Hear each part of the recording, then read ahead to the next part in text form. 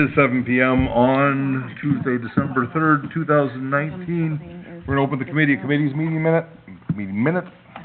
committee's meeting. Roll call, please. Committee members Chris Sample, Here. John Talbot, Here. William Lexinger, Here. Dina Simpson. Here. Jen Christensen. Here. Jared Doan is absent. President Rick Worm. Here. Treasurer Brenda Onabini. Here. I, Clerk Sandy Mods, am here. We do not have an attorney. Engineer Matt Hanson is here. And Public Works Supervisor.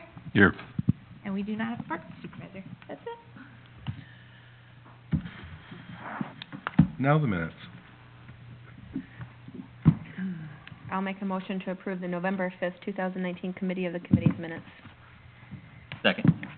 Dina makes a motion to approve the November 5th, 2019 committee meeting minutes. Chris seconds. Is there any discussion? Not hearing any. Roll call, please. No in favor? Oh, okay. All in favor? Aye. Any opposed, same sign. Motion passes 7-2. Okay. All right. We have discussion of electrical aggregation. Boy, the tongue and the lips just are not working together tonight. Wow. Right ahead. You have your mic on? Yes, All right. yes. Can everyone hear me all right?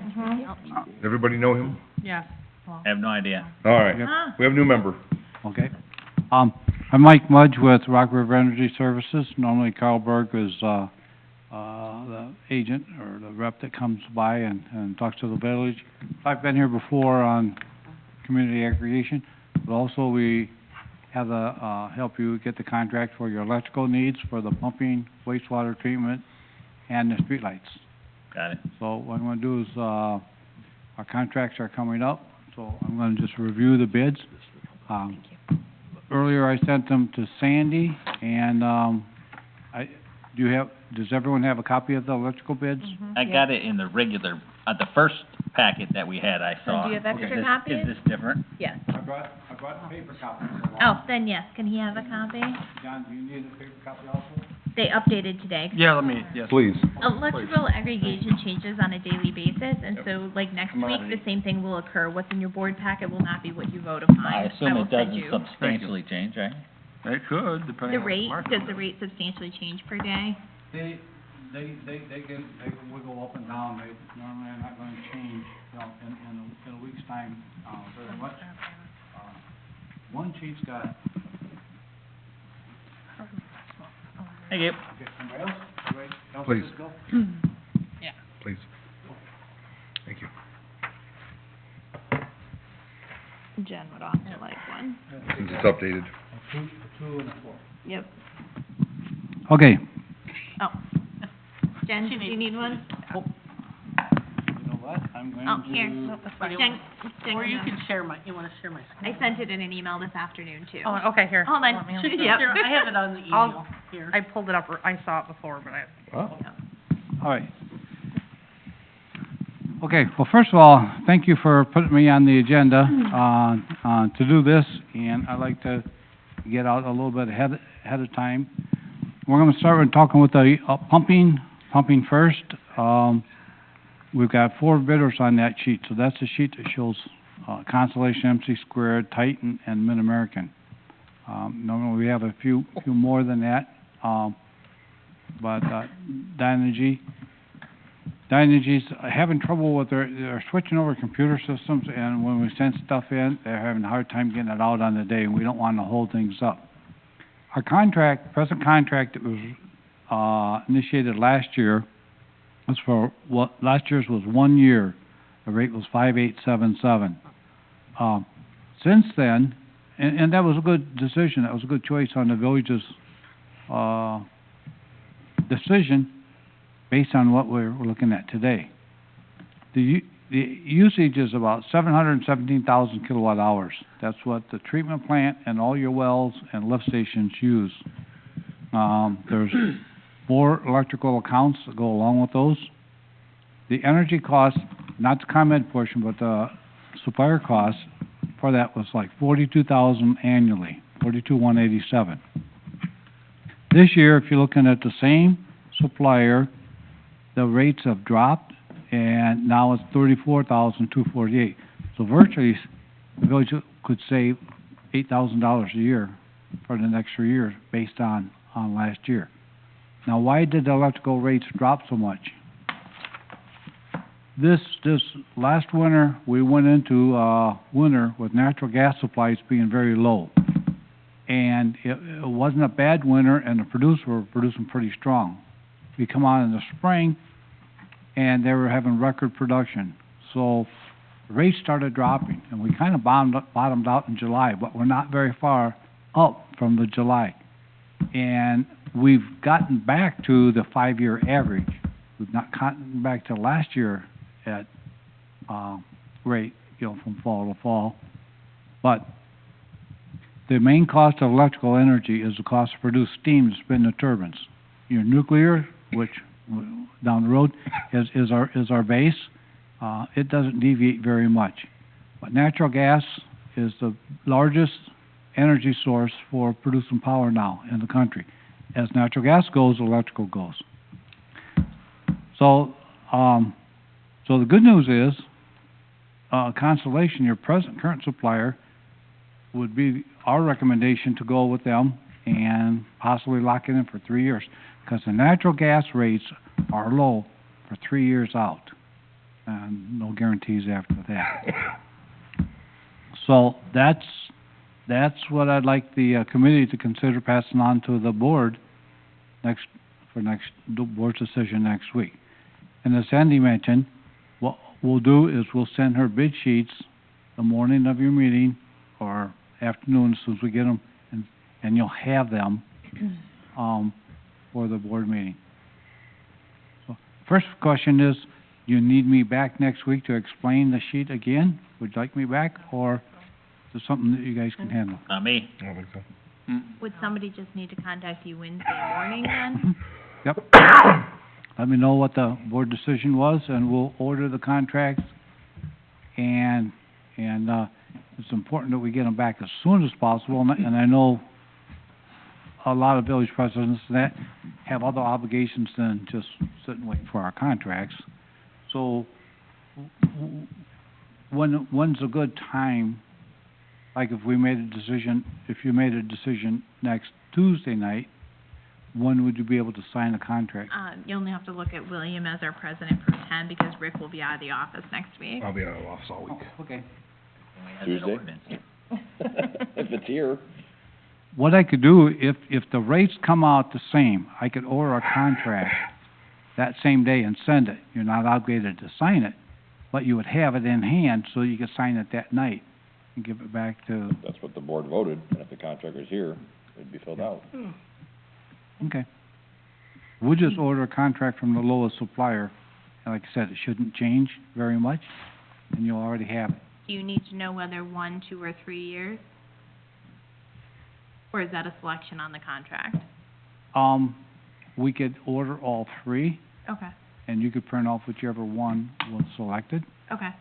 So, because I want to keep your options open, so it's Yeah. your decision, Appreciate that. okay? And then William can sign it, and I can send it back to you Wednesday morning. Yes, that'd be fine. Okay. That works. Quick question. Yes, You sir. said, you opened up by saying last year we signed a 1-year agreement, which ended up being a really good decision by the village board. But my understanding is the rates went down through the winter and were low, and we were paying at a higher rate that we locked in on. Rates didn't start dropping until March, April. So this was a good rate from last year's bids. So, and we saw these rates drop. If you look at the 1-year rate now, let's look at Constellation, 4.76, 4.754, and 4.771. Those are all considerably lower than when we locked in. And I think you locked in February or... Why would Constellation raise the rates up on the third year? It's all to do Speculating. with what the natural costs are expected to be out then, what the market costs are. I personally think it's because they have no idea what it's going to do, and if it does go up, they're gonna lose more. Well, Heightened one. that's marginal, but they have supplies on hand, they know, Right. they're not, Well, what happens when a contract is signed and sent back in, that supplier locks in the market. Just like if you're buying a stock, that rate is locked in for you for the expected usage of 700,000 kilowatt hours. So, no, I understand how it works totally, it's not a big thing for me. I'm just saying that they know what a lot of them have contracts out for 3 years to buy natural gas at a certain price as it is. So they know what their cost is going to be, but there are variables that might cause it to go up a tad. Do you know what the historic low is for the price for energy per consumption per kilowatt hour? right now, we're kinda at it, So you think this is the lowest we've had for the last 5 years? yes. All right, except for July, you said that Right, was back the in lowest. July. Right. No, Yeah. that's all right. If I just wondered if you knew what that That's information a is. good question. In February 2012 to February 2014, we were at 0489. And then the next contract was 5056, 5499, and now last year 5877.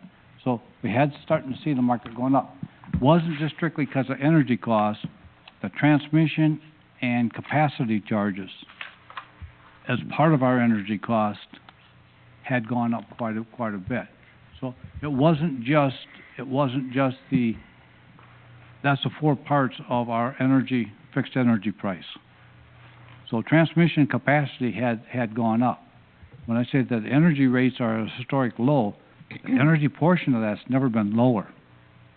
But our capacity and transmission are still on our five, say 4771. Our energy is probably 2.8 or 2.9 cents of that. And the rest is capacity and transmission and losses. So, and those are set for the next 3 years. That part of it. And that's all regulated, that's all Right. figured out, and that's all figured into the ComEd default rate also. So, but good question, Chris. I'm glad you brought that up. So that's the pumping. If you switch over to the sheet that's got streetlights on it, we use about 70,000 kilowatt hours. And is ComEd going to be changing over the lights to LEDs? Have they? or- They already have. They already have? They already have. Okay. So we're gonna see that down.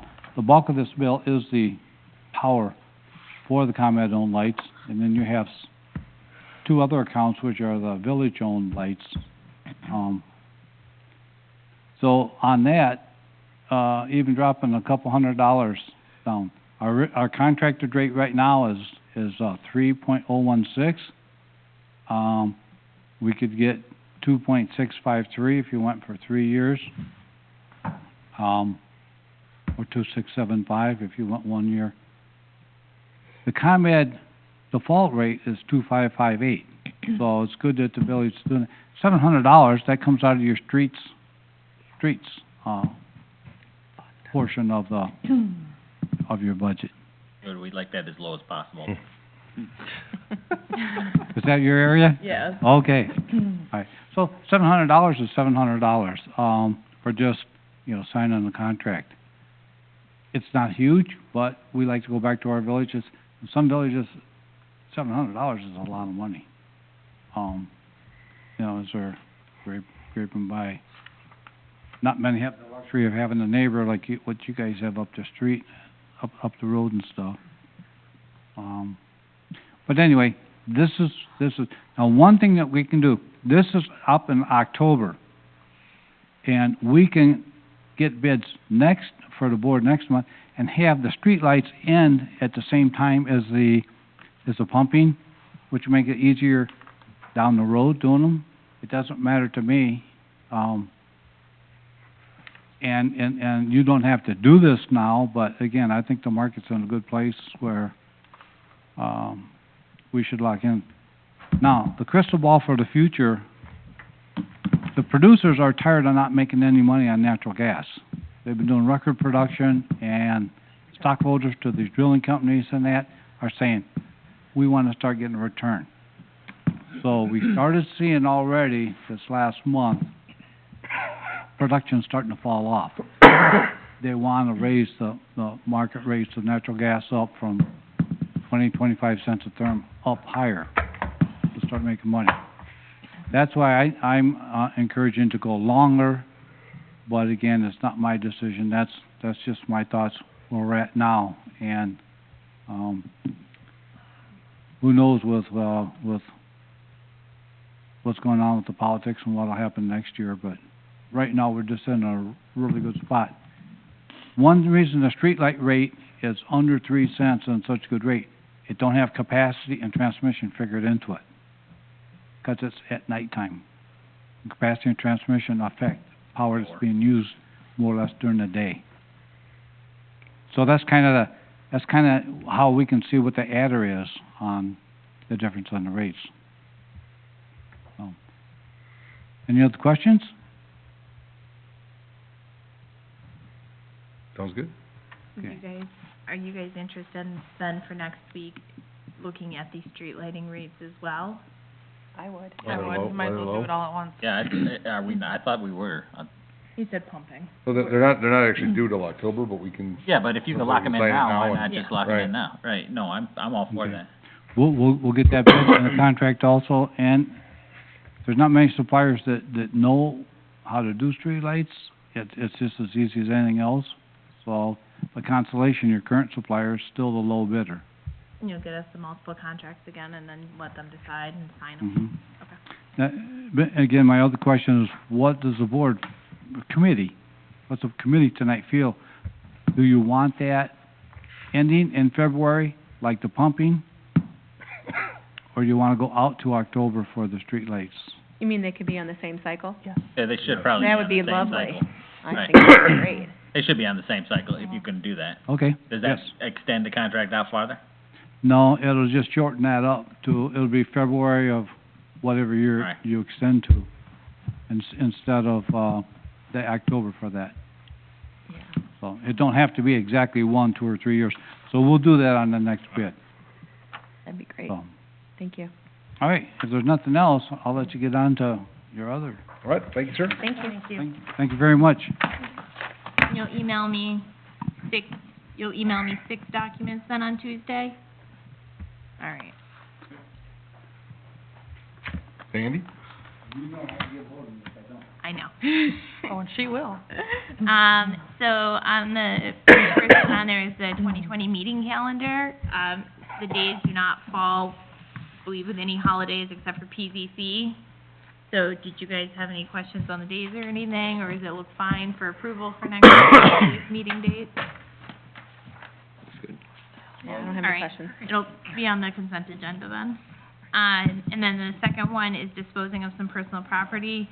I think Fergie mentioned a few weeks ago that we have some old blowers, we have some computers, cell phones, radio, the old Radio radio read. read system for the water usage. I'd like to at least get the authority to sell it at this point, and then we'll see what we can do to dispose of them and at what cost. As you guys know, I always come back to the board to let you guys know what the options are for selling. But the computers and cell phones, I'm gonna dispose of through electronic recycling. I'm fine with that. No concerns with it, it'll be on the consent agenda next week. I will actually be out of the office Monday and Tuesday, but Jess will be here. I will not be at the meeting next week either. I will actually not be at any meetings until December 30th. Just a reminder, there is no meeting the week of Christmas, and so you guys will have a meeting on the 17th and then the 30th. Pardon me. All right? So we just skipped a week? We did, we moved the one from the week I of Christmas don't to have the a problem with that, 30th. I just wanted. But it's a Monday night, so The 30th is the a Monday night? 30th is a Monday. That's good. So, just a reminder, I'll try and send you guys another email, or I'll Thank Jess you send for you doing guys that, 'cause one. I think so. I'll have Jess send you guys another email. Thank you. Anyway, but Jess will be here next week, and she'll be prepared for all of that was just discussed here. That's all I have. Brenda? Our audit is, wrapping up, and they're finalizing the paperwork now, so they will come probably the December 17th meeting to present it to the board. That's all I have. All right, we'll move on to Matt. All right, we're moving into the time of year with a lot of low activity. Nothing on the Harvest Glen projects really till spring. Corey said the 2019 microsurfacing, that final pay request has been processed, so I'll be removing that project from the list next month. No activity on the sidewalks or the park pond. We're gonna discuss the rate study later in the meeting. Did we discuss, did I not take that off? Did we wanna take that 251 project up to I think we talked about Junction to Eddy Road? We wanted to remove that, right? Mm-hmm. Okay. Got looking at that and I thought we said something. about the 250, where am I at here? Oops.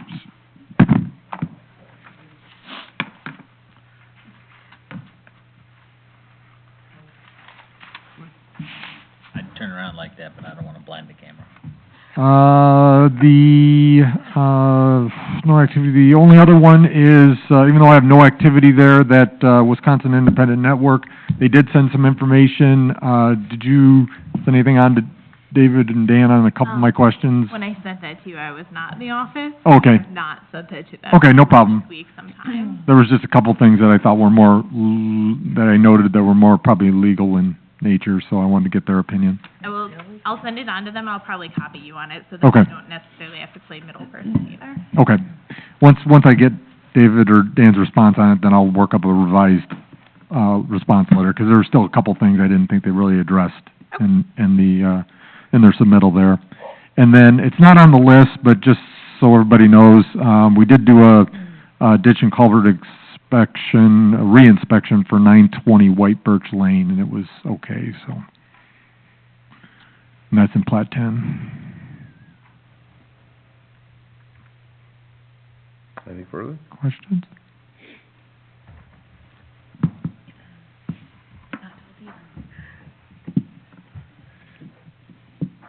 All right. Community development events? First thing is this Thursday, December 5th, is our community blood drive, which is taking place at the fire station here in town. It is from 3 to 7, calling all people with veins in their arms, literally, come donate. And then on Saturday, we have our community Christmas, which is the 7th, from 4 to 7. We're gonna play games, we have Slingo, we're gonna do a decorate your own cookie, I'm drawing them like crafts, coloring pages. I just got made aware of another, one of the churches is doing the pastor is very good at art, he's making a mural, and it's gonna be color by number, so they can come and color it specific colors. Cool. And make a big one. That's cool. That is pretty cool. So it is pretty neat. I'm like, how much space do you need? Santa, Mrs. Claus will be there. We'll have hot chocolate and cookies and coffee. Did the Historical Society get it Yes. to you today? Yes. And then, let's see what else. Oh, I just got the movie catalog, so we can start talking about our movie dates for this next summer. And that is all. What about, manpower, people for Saturday? Where are you at with that? I'll talk to you after the meeting. Okay. Finance? Do I have anything? You do not. All right. The audit presentation? Yeah, the audit presentation, but, yeah. But You already you'll said be that. here, you'll be here for that, right? Ordinance enforcement is not here. 17th. No. All right, okay, No, it won't be. okay. Well, you'll get the book beforehand. Okay, I'm done. We're done. Parks? I met with, Nathan and Brett today, and Nathan was just pretty much giving a rundown of, what he's gonna be doing during the winter months, and where we're gonna, what direction we'll be heading going into next year, and I feel very comfortable that, we're gonna be on the right track with Nathan, and it seems like he's got a pretty good handle on, where we gotta go and where we gotta be, so, thank you, Fergie, for showing up, and, Did I see him picking up trash in a ditch today? Beginning of that. Okay. I didn't recognize him, so I assumed it was Nathan. I think maybe some of the bigger things coming would be the truck. It is, Kenny, if you remember Kenny, and as a board, we put together a equipment replacement list and what our goals were and how many years of service before we replace it. I believe the smaller truck that we used to plow with on the old side of town is up. So I think Nathan will probably be getting some bids together and bringing that forward. Some of the other costs that, might be a little bit is the 25 trees, ash borer trees that need to come out. It makes sense, and I agree with Nathan to, we'll bid that out and see what kind of prices we can get all those tore out at once. Maybe land on a company that can also bring in plant the trees at the same time. So those might be some of the bigger things. Unless I missed something we talked about, those would be some of the larger items, ticket items coming for us for consideration in the, on through the winter months, so. Is that the '08 F-250? The one we plowed the original side of town with. I don't know, one's an 8 and 9, I don't remember which is which. It's an 8. Yeah, so it's the diesel. That's sad. Fergie, you might have to, add lib to this or add to this. We were talking about some of the costs, and Nathan was looking at some of the costs that we spend preparing our diamonds and some of our ballpark fields for use by the Stillman Valley School District, and his thoughts there weren't to make any enemies, but at least to, recoup some of those costs that we spend, on that. He thought some of the amount of money, amount of labor hours we put in for diamond prep for the district, just to use those free of charge, is something we may wish to consider putting some different fees with that. Did you get the same thing from that, Ferg? Basically, yes, John, yes. So that may be coming up for consideration too. It's, like I said, we certainly want to keep a good relationship with the school district, yet at the same time, you know, we all talk about, you know, trying to keep the rates to help pay for the expenditures of the plant. This goes along the same line, you know, we can't, if we're not gonna subsidize these things, we shouldn't be subsidizing these things. So maybe something we need to take a look at and see what we wanna do and ultimately see what the board thinks, so. Sounds like Nathan's on the ball. Thank you, Rick, and, were you part of that too? Mm-hmm. Rick and Sandy and Brenda? And Brenda. Okay, and Fergie, whoever was part of that, good choice, Four of thank you. us. I mean, I think we all were a little scared, we didn't know, I mean, you get a new guy in town that's replacing a guy that was pretty decent at what he did, and, I had worries, I had concerns, but after today, I think we're gonna be just fine, so. Can I share a few comments of support for the new truck? Well, we certainly need power windows, I heard. but, No, so here was my experience with the truck That's not a need. last winter. It's not a need. No, last winter, I drove the truck on an emergency basis to Rockford, for something, and I have not driven a diesel vehicle before, so I called Kenny as I'm leaving the location. I said, do I need to run this or anything? What do I do after I start it? Can I just go? Because I didn't know if diesels need to warm up. And he goes, oh, it started? Wow, This is great. there's some, This is great. And so, that's not to mention the Christmas tree of lights that is currently on the dashboard of that vehicle. Rick's got a code reader. I think it's beyond saving. Conflict of interest. So It's never beyond I as saving. somebody who refused to now drive that vehicle, am fully in support of replacement. Yeah, I think he's gonna I be, don't It's, agree with well, it's the had 11 years of, it started off in utilities, and then when the 2010 gasser came along, it got booted out of utilities and moved into streets. I guess what Bob's truck, yes, it is Bob's truck. this sort of jarred something from the conversation. Once again, Brett, if this isn't accurate, just chime in back there with, make sure you use your microphone. Would we be Will do. wanting to, replace the truck prior to fiscal this year?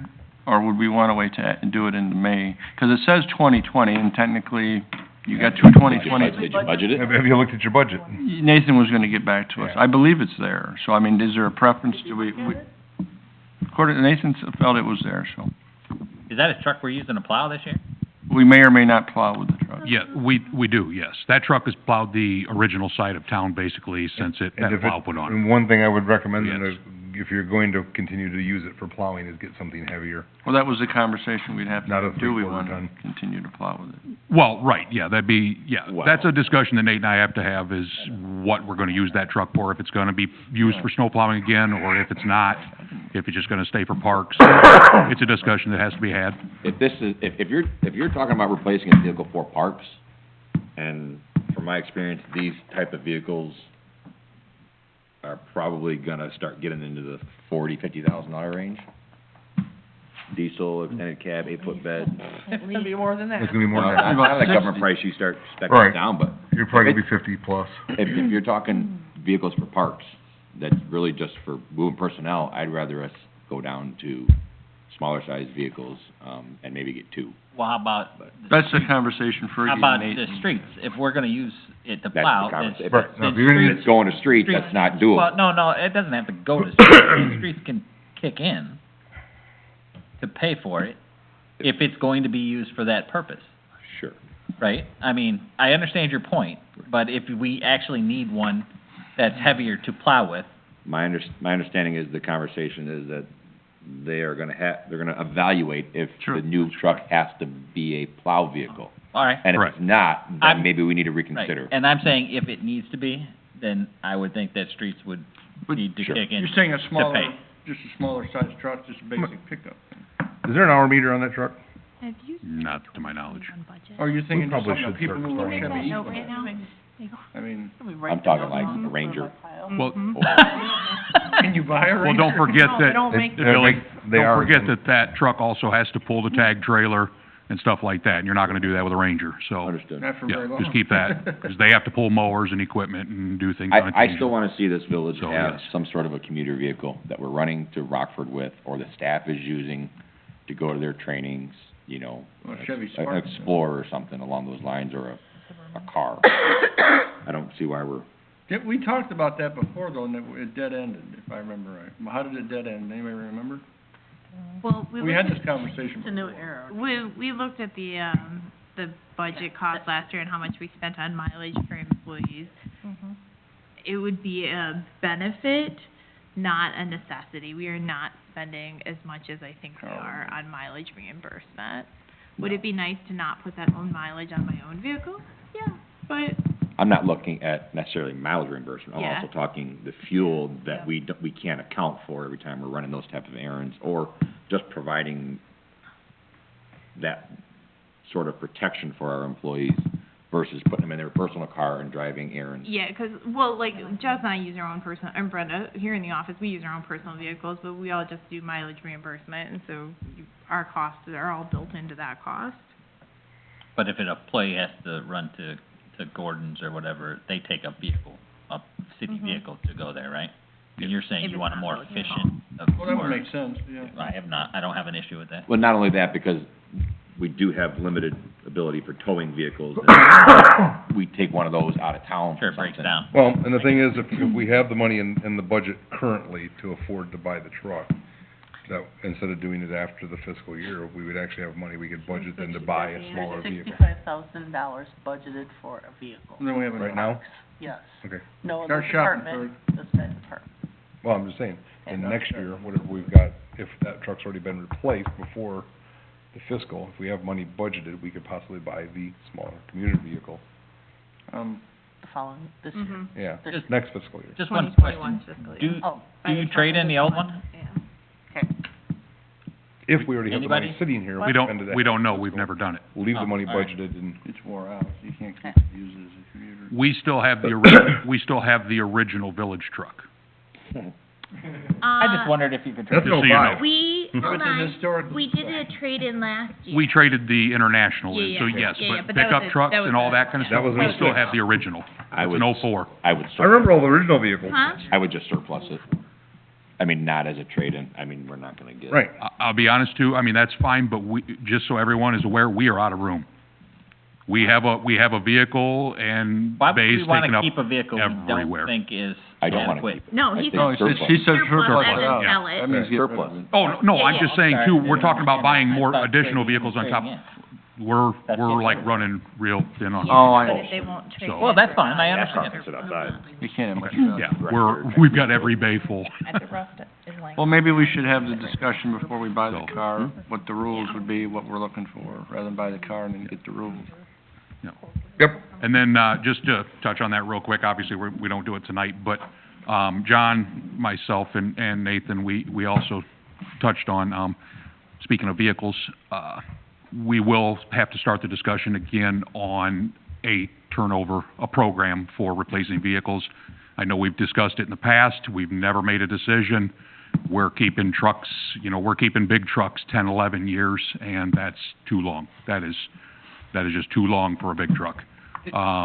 Pickup trucks, we're even pushing the limit on pickup trucks, but it's not as harsh, so we just need to start that discussion again and decide what we want to do there, if we want to create a program. Did we have a spreadsheet saying, I thought we were gonna do that, did we do that? The spreadsheet with We the, had one. when we purchased them? I vaguely remember. Everybody has one in their drawer, or No, has no. one in their drawer if they didn't You're take not it off. talking this, are you? Yeah, this says when it was Yeah, I wanted purchased. a spreadsheet. No, I know what you're talking about. Some people needed the visual aids, Thank you. so we did. I do appreciate that. Yep, right there. I prefer a spreadsheet, 'cause I don't need to flip through 12 pages. I do remember a spreadsheet that went out I thought it was a 10 good years. idea. There might have I been. have a copy of I gotta hate. 'Cause I'm a hater. in there, file Wait cabinet. for us, though. Somewhere. I don't I have have, one. So which is the one we're talking about since Right we're... here, number 3. Right here? Yep. I drove that thing back here when it was brand new. Is that the crank window one? Just a discussion for the future here, so. Yeah, but like, number one, we still have that one, right? That's the one that's like, That's the original. that's That's the the, F-550. That's truck one. that's like the I don't Fred have one. Flintstone through the We floorboard. still use it. It still looks pretty good, too. If you look at the front half, yes. Yeah. I don't look at the back half. And number 5's the gasser, Bob's truck. Yeah. Not number 5. Oh, 4, I'm sorry. Yeah. Four, yes. Yeah. Sorry, 4. 5 is the Weaver's truck. All right, Fergie, I'm done if you're done. Yes, I'm good, thank you. All right, we'll move on, streets and ditches. I don't know, do I have anything? I don't think so. All right, nope. Can All I right. ask a question? Sure. Did the street sweeper come through? I don't know. Did- No, I didn't see him make it I through, haven't so, seen one. Okay. It said weather permitting, so I yeah, didn't know. yeah, they get a little weirded out when the temperatures with the water in the trucks, and so, Utilities. So I assume they're not going to come they this... probably won't be back. We'll just get, I'll get a hold of them. I've got another lead on another sweeper, so I'll get a few different prices, for upcoming season. All right. So we have a few things before we talk about the water and sewer rates. So just as a reminder to the public for the holiday trash schedule, so for Rolling Meadows, the normal date is 12/26, and the delayed pickup date's gonna be the 27th of December. And then the same in terms of New Year's, the normal date's January 2nd, so that'll be moved to January 3rd. And, that's, mooring is the service that picks up for them. And then, for the rest of the community, the trash schedule normally would be December 25th, which clearly they're not picking up on Christmas, so the pickup date would be December 26th.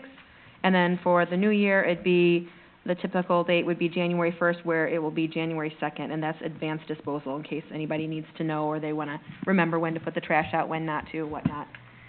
Fergie has an update on the well, I believe, as well. I see what you did there. So the well's back in. We took our second, hopefully final back T-sample today.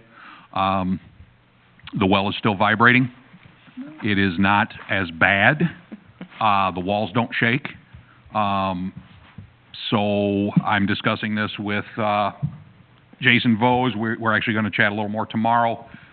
We got a price from Municipal Well to do a vibration and after. So Municipal Well, if everybody remembers, came out, they did that quick vibration analysis for us. So we do have the numbers. You guys saw the report. We did get a price to do a after the well was reinstalled, to get another vibration test, a little more thorough, in depth. That's $1,000 from Municipal if we choose to do it. I'm gonna kinda leave that up to you guys, kinda how you wanna go about this. So, yeah, I mean, it's, like I said, and they said, How does it align? How does the motor align to the shaft?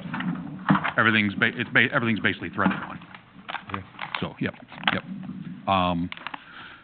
So, yeah, we can do that if everybody agrees, if you like it. Like I said, it's $1,000. They will use the numbers from the first test.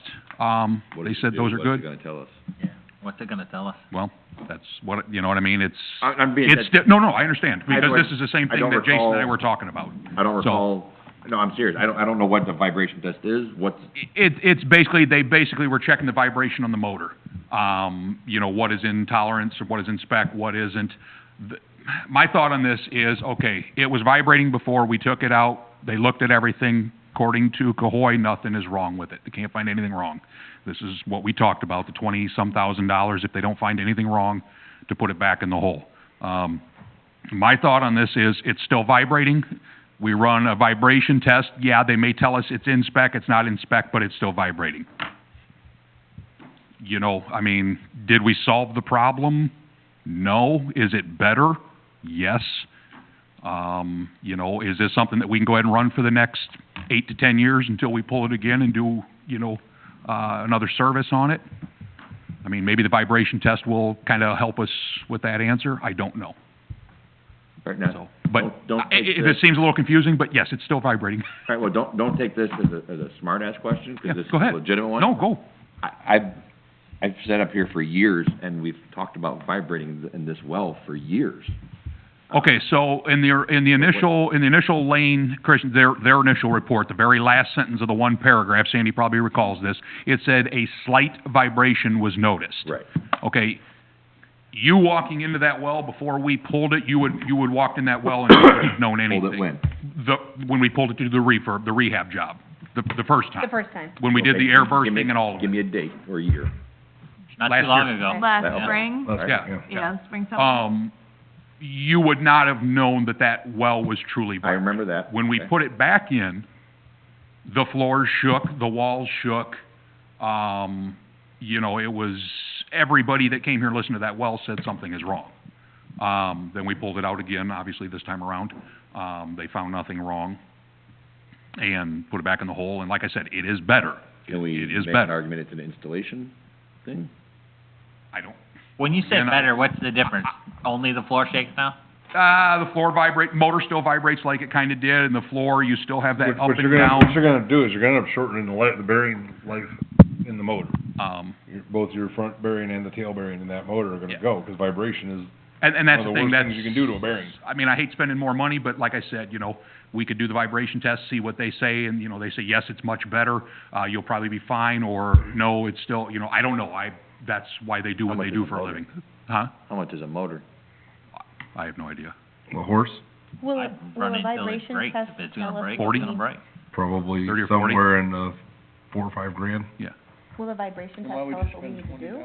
It's not gonna tell us what we need to do, no, it's just gonna tell us, you know, basically off the numbers they But you took the take, first but time. if you lose the bearing, you send the motor out and get it rebuilt, you don't spend by. The thing is, we've had that motor off and in the shop twice, since this And project it checks started. out fine. Yes, the second time, they said there was nothing wrong, Well, no matter what they say, so, we're gonna run it anyway, right? yes. We're not gonna pull it back out again and pay another 20 We have to grand to run find out that, Yeah. here again, there's Yes. nothing wrong with it. We have to run it. I don't really care about the, whether or not you do it, but I just say leave it in there, and if it fails, then at least you'll know why. Then it won't be a mystery anymore. Well, we won't know why. We won't know why We'll it's just know vibrating. it failed. We'll know why it failed, we won't know why it's vibrating. Yeah, that's, well, yeah, we'll know what failed, what broke, but we may not know what caused it to do that, besides, you know, what led to that. But if, So, so like if the group, Cahoy group is, if they're saying it's fine, like who else is What there that, I mean, responsibility do they have? who else is there that, 'cause if it's still vibrating and whatnot, then it's not fine, but they're saying it's fine. So- they're saying they found nothing wrong. Dina, I- can you talk into your mic? Oh, But yeah. Cahoy was Yeah. different than the people who actually, no, they were the same people? Cohoy, yes, they were, Cahoy's the one that pulled it and rebuilt it, they're not the ones that originally. Originally, well, yeah. no, Lane did the original set. I think it was, right, Matt, Lane? Yeah. Yeah. And that, and I I think Lane's I the one that st- came back I when don't we see other lost choice. well one, I think Yep. it's always been and Lane. they went ahead and did well two, and they I would- installed the stainless. Yes. There you go. We did one and two at the same time when that happened, but I guess I guess I guess I'm a little dumbfounded with Cahoy being their first time here and they've got issues. I guess it would still be nice to, I know it's money, but it'd still be nice to run the test and see what, Yep. what the vibration is, whether we're in tolerance, out of tolerance, and then maybe it's one of those things, I mean, you're gonna be able to tell if it's getting worse, but you don't know how much worse it gets, and if you notice that you think it's getting worse, whether that's 6 months or a year from now, you know, maybe you run it again and find out, you know, what that difference is, when does it fall out of tolerance? Right. What's the cost? What does that get you? 20,000? Well, it's just data more than anything, you know, just to kinda, Vibration analysis can actually tell you how much life, what you're looking at for life. But that's irrelevant, because if you've already spent $20,000 to pull it out, and you're gonna spend another $20,000 to pull it out again if you had to, and you're only gonna pay $40,000 for a new one, I'd rather let it sit in 40, there I thought he said and 4. run it. Four Four. or That's- 5 for a motor. That's just the motor, he's But the talking about. vibration might not be in the motor, what's gonna no, happen, the vibration's gonna, you know, you're gonna be, at least at a minimum, be replacing the line shaft, all the way from the motor down to the, How much is that? ooh. It's pulling More than 4. I know it's pulling it, but I'm Well, the thing is, We need to look if at you it. do nothing, you're gonna find out what caused it eventually, 'cause eventually Yeah. something's Some gonna part get of it. worse and break. Yeah, it's either gonna do that, or it's gonna go for another 10, 12 years, and we pull it, you know what I mean? Right. We just don't know. Either way, it's saving you $20,000 from pulling it out. I don't really care about the test, it makes no difference Yeah, to me no, no, I- whatsoever. yeah. I'm all for the test I just because don't wanna vibration pull it out analysis is again. a wonderful thing. Yeah, okay. I mean, Like I that's- said, I just wanted to bring everything in front of you and let everybody I- know. And then maybe in the future, when we look at this again, you know, Matt, talking long-term and stuff like that, maybe we wanna start considering a submersible and get rid of the rotating mass. Yeah. I'd almost say you let it fail and then you turn it into insurance, and then go after Cahoy. That was my question. What responsibility does Cahoy have with, keep saying that there's nothing wrong?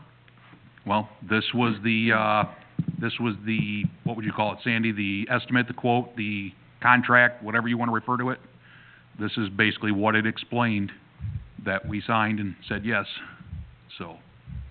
Well, right, but basically, they're saying that the vibration is fine, that's, Right, so there's that's, nothing wrong. yeah. They found nothing wrong, Well, but it's still they're not vibrating. saying the vibration is fine, they're saying that they can't find anything wrong that's causing the They're vibration. saying they're not finding anything mechanically. Yes, fault. yes. I All the guess- shafts were in tolerance, the pump was in tolerance, everything, like I said, they're not saying, oh yeah, the vibration, you're good, it's no big deal. They can't find a reason for the And so vibration they're gonna send us in a bill. their stuff, in their stuff. They're Are they gonna send you, I'm guessing, I haven't Did they, talked to did they John. replace the shafts this time around?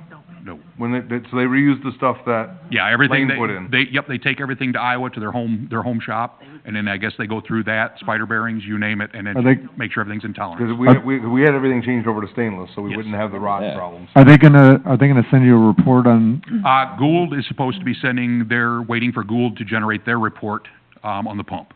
So yes, yes. So I guess, I think we Gould's is a great Oh, yeah. I think between the report and if you do the vibration analysis, if you do have a problem, then it's gonna give, you know, somebody some information to go back to take a look at it and try to determine, obviously, fault and reason and, Like I said, who I does don't. the vibration check? Can we get a submersible at that volume? yes. If you wanted to switch to a submersible, you could. Well, we'll wait 10 years to see if Yeah, it's I was gonna just saying. It's just, not- all it's gonna be is a different, Or 12 months, one of the two. And the reason I'm mentioning this is we don't have any problems now, but, you know, well one, my plan is to pull well one in the next probably 2 years, give or take. So like I said, just stuff to be thinking about. Was that pulled in '08? I don't know when well one was pulled. When lightning hit, it was the last time it was out of the ground. I have the report from it. That's all right. I don't remember off the top of my head, but yeah. It was Hmm? in one of our board packets over the last 'Cause year. there's a pump sitting at the bottom of that well Right. that snapped off and, So, I think I was on the board at that time, so it couldn't have been '08 or '09. Oh, since it's the board packet over the last year, somebody would have. So did we come to a decision that you're going to do the vibration test? like I said, I'm okay, like I said, you're not getting any argument out of me, but I just wanted everybody to be on the same page, that you're okay with that, because, Yeah, um, it makes sense when you talk about like having a point of where we're at, Yeah. where it is. I just think if it does turn into a legal issue, the more information you have, the best. The process of elimination, they tested the shaft, they tested the pump, everything seems legit, Mhm. but the vibration has improved. Sounds like an installation problem to me. not to drag this out, but just a quick bit of history on it. When we put it back in the hole, after they went and redid everything, you know, when we did the air bursting, we did everything, did the project, put it back in the hole, it's vibrating, it's the motor. Now, we had taken the motor in PDC, rebuilt the motor, we spent $900, almost $1,000 on that. Everybody kept, I was being told it's the motor. We took the motor back off, took it back to PDC, they said it's fine. Brent Weaver went up, picked it up, they actually ran it on the bench, obviously no load, but ran it on the bench, it was dead quiet. Everybody was telling me that the problem was in the hole. That's what everybody kept saying, except for the one person from Cahoy kept saying it's either harmonics, we need a VFD, or it's, the motor again. We all met, John met, Jason Vose met, and I met. We all met at the well one last time before we decided to pull it this last time. So that way we could all listen to it one more time and make our final decision. John is the project manager for Cahoy. So we started that meeting with it still being harmonics, need a VFD, or it's in the motor. He did something with the base plate, loosened bolts. Instantly, he looked at me and said, problem's in the hole. Now, what he did, I have no freaking idea because I'm not a well guy, but he looked at me and Jason said, nope, problem's in the hole. He said, it's not the motor, it's in the hole. At that point in time. What does that mean? That means it was their baby, because anything below the motor was part of the Cahoy project. So that meant it was covered by warranty. If it's in the hole, it's covered by warranty. So at that point in time, every single person that I had talked to, every single person had said that it was not the motor, the problem was in the hole. That is, Cahoy said it. McMahon Engineering, Jason Vose's boss, said it. Municipal Well that came out and volunteered their time to do the original vibration test said it. Everybody said it was in the hole. So what's in the hole? That's your rotating mass, that's your shaft, your column. Shaft, column, the bowl, your sliders are in there. We're kinda caught up on where we were at, that's how we came to pull this. I mean, given, So, does Gould do anything to the pump other than Right, because check? it's a vertical line shaft, it's not a submersible, so you have all that rotating mass hanging down into that. Sure. So then the stuff we pulled is not the stuff that's in the, Yes, that's what we pulled, was everything out of the hole. right, then they're Everything saying out of it's the hole. still fine. No, they're saying they can't find a problem with what they Okay, pulled. But we're still waiting on a report from Gould. But nobody's saying that the vibration is normal or fine, they're just saying they can't find a problem to cause the vibration.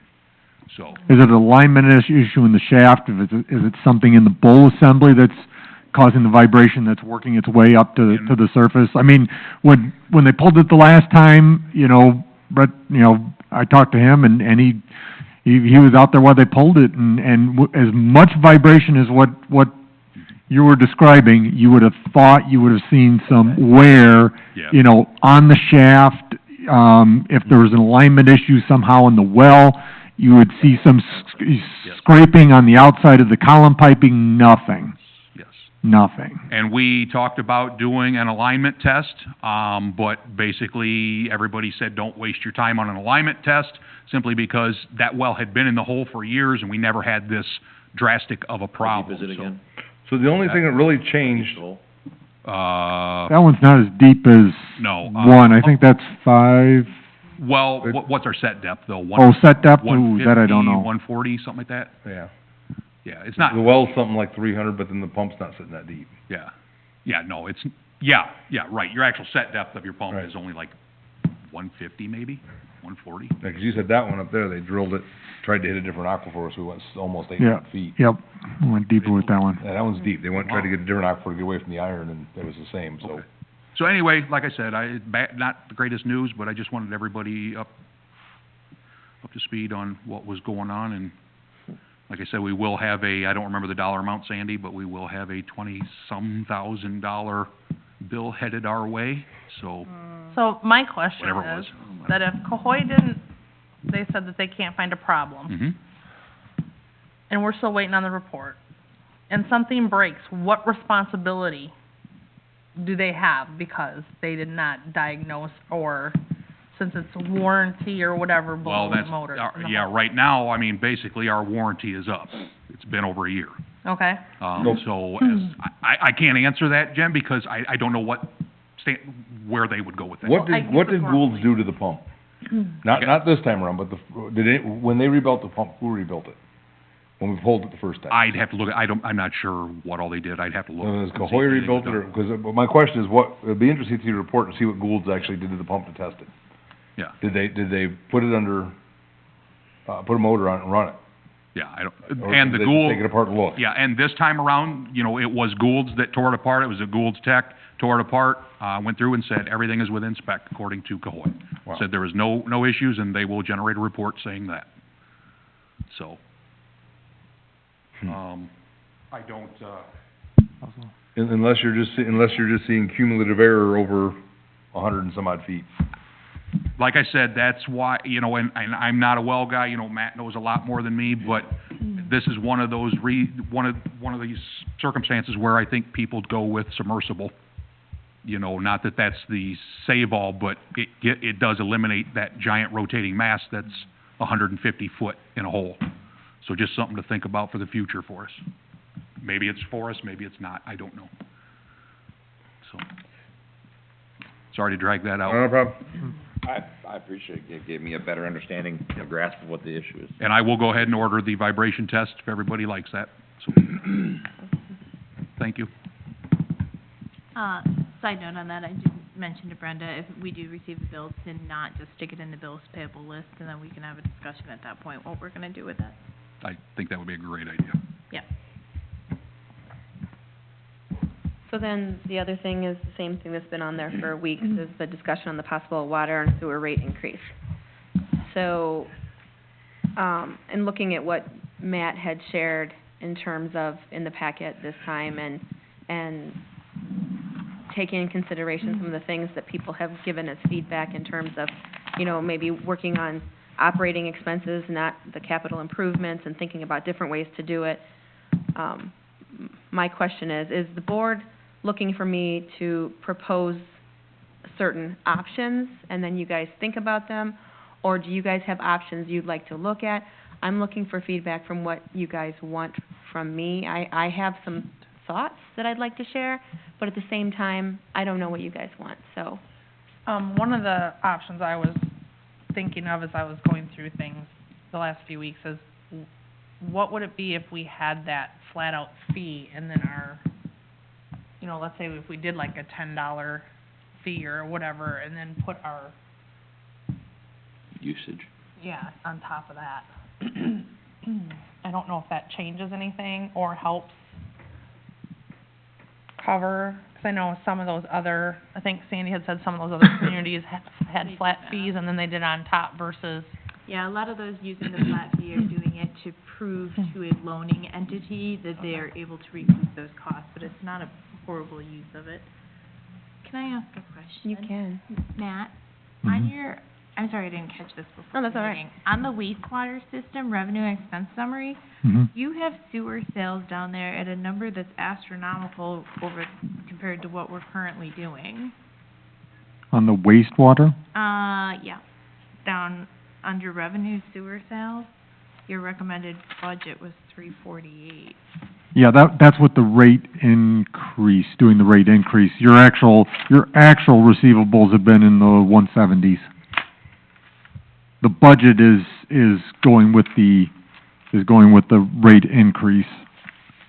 Once you get to, basically what I plugged in there, that 348,915 number, that is, once you get all the way out, whether the last year of a 5, Or the 8, or a 10-year, that gets you to basically Where you'd be. a balanced, Okay, a yeah. balanced budget with the subsidies. Oh, yeah, Alright. everything else looked like it was right in Okay. line, Yep. when I saw that one, I was like. No, I adjusted the revenue based off of the rates, so basically what we've got is the rates are just gonna pay for operation and maintenance.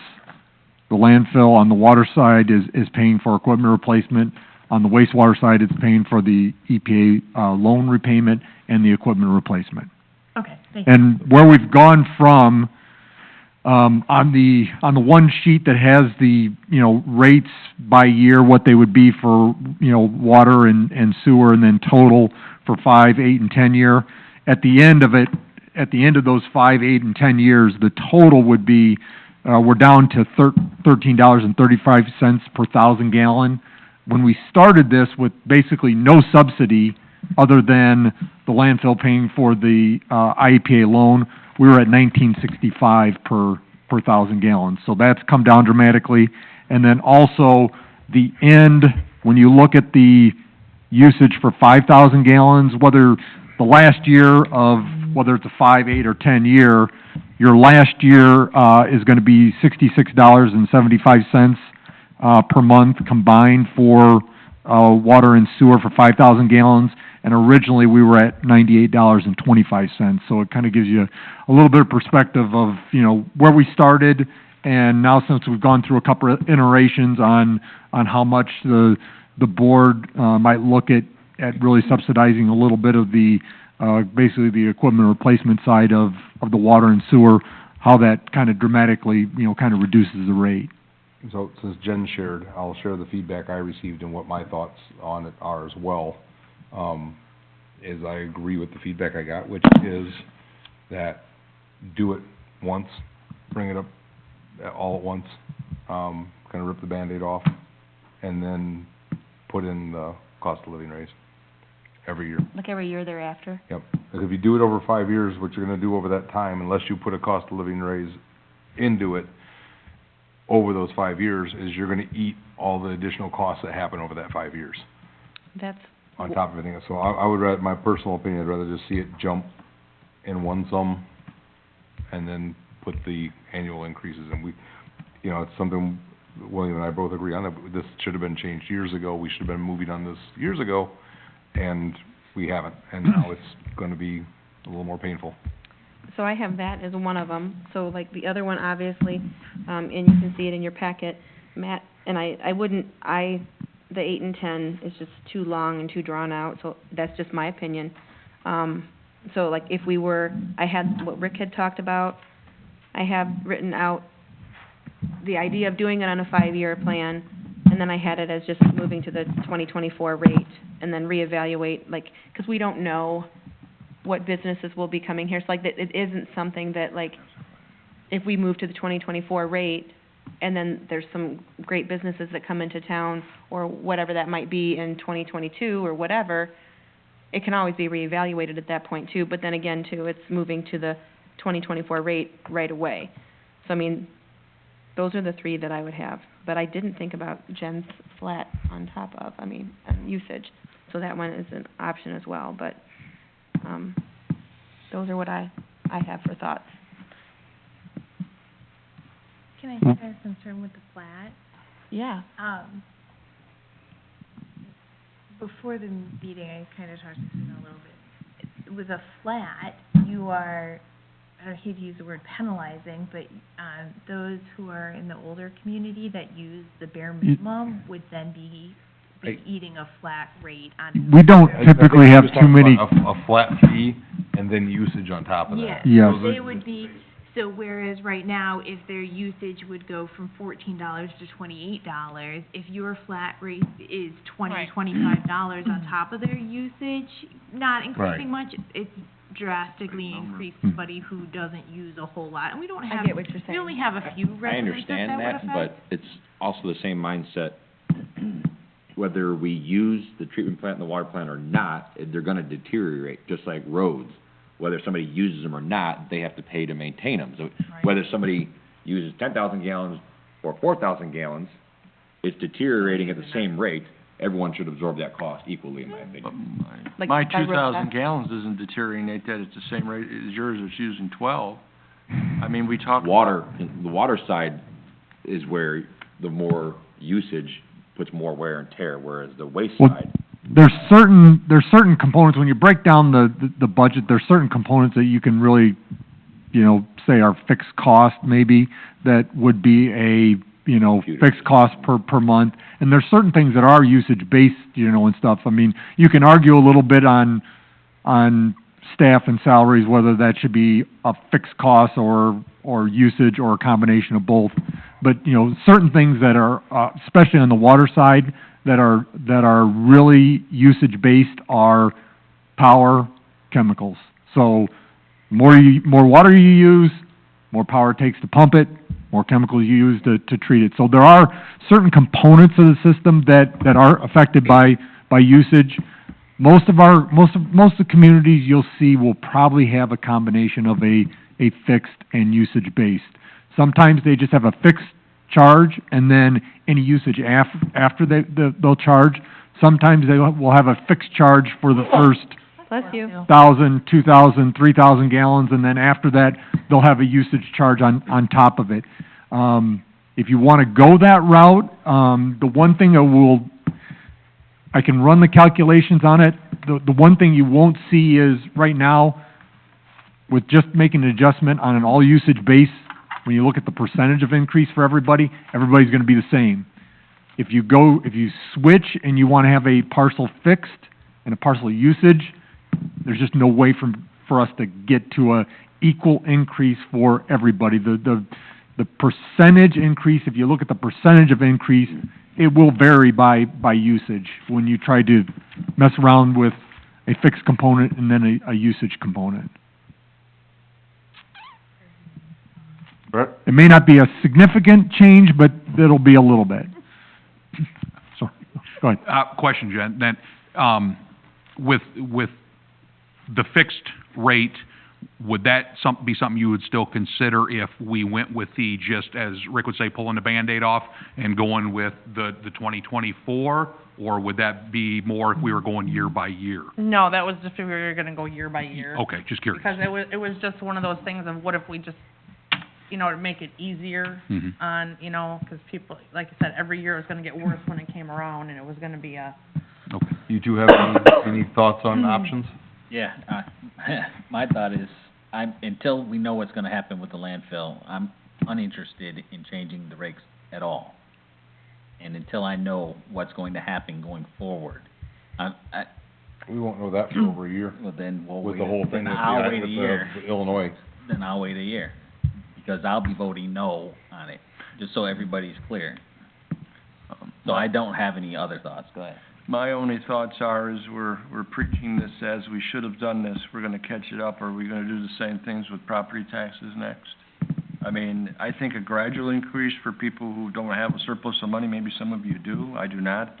I feel a gradual increase is something you can budget into each year that goes with that little measly raise you may get from your employer, rather than sock it to them. The sock it to them is our fault, that's why that's happening. It's not the people who lives here's fault, and I don't feel they should, be penalized with a sock it to them. I mean, I can't afford it, a Well, lot of people can't afford it. I do wanna clarify, so like my proposal, nowhere in there was a socket to them. Well, I'm just using that as an expression. I know you are, but that's also a reflection of what we're doing. So I'm not saying that that's the only way to go, I'm saying there are options. So I mean, like, if the gradual is what the majority of the board would wanna do in doing the 5 years, I'm not opposed to that, but I don't think anybody wants to suck it to anybody in terms of that. No, that's not what it's about. Can I? Well, As much as I sit up here and I don't vote, I'm still a resident of this village, and I just wanna clarify, John, that, people who live in my household are residents of this village and support the one-time raise increase. So it's not something that's coming from Dina, it's something that residents of this village have also said, and I know that my household is not alone. And so I just want you to know that not all residents are opposed to your quote socket to them. And the only Raising it reason- The only reason I said it, like, okay, so the 5-year would have been my recommendation, that's what Dina Simpson, I think that's the best way to go. So, the COLA was a recommendation from a resident, and the moving to the 2024 rate automatically and ripping the Band-Aid was a proposal from a resident, because they didn't wanna go through this every single year and think of what they had to do next. So, one of them is one that I think is a way to go. The other two are ones that residents shared with me via either texting or other ways. So, those are the three. And the only reason I'm making proposals are largely because we've been talking about it for so long, I either wanna make a decision or like, move on or not, and then call it a day and go from there. So like, if we don't, then we don't, and then if we do, we move on and go from there. I mean, the one advantage this board has is you have a choice. I mean, I've been in communities where they've got violations they've got to address, and the rip, as Rick said, the ripping of the Band-Aid, that's their only choice. There's no phasing it in. They've got to do this large project.